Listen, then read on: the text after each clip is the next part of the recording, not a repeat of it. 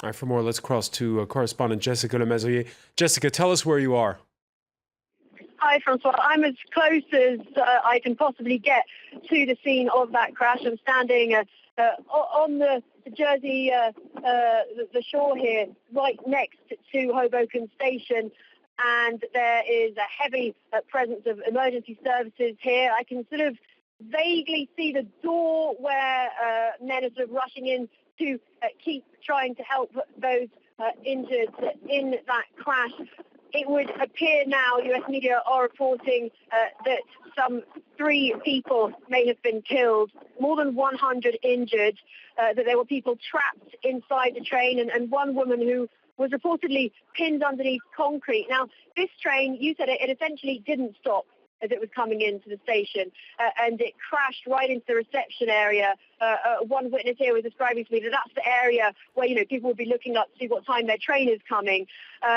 Those on the train told reporters that they had thought something was up for a split second when the train didn't do that sort of that tug as it pulls into the station, and then there was a huge crash and people went flying.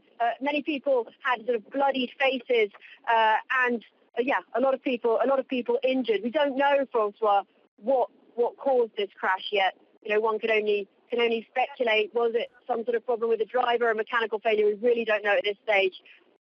All right, you making the journey out from Manhattan. This happened during a morning commute. What's the situation on that score?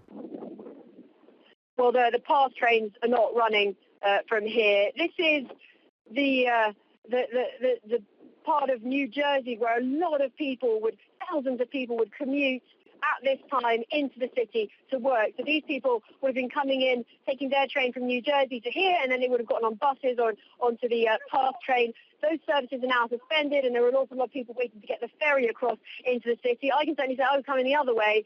I came through the Holland Tunnel, and there was an awful lot of traffic.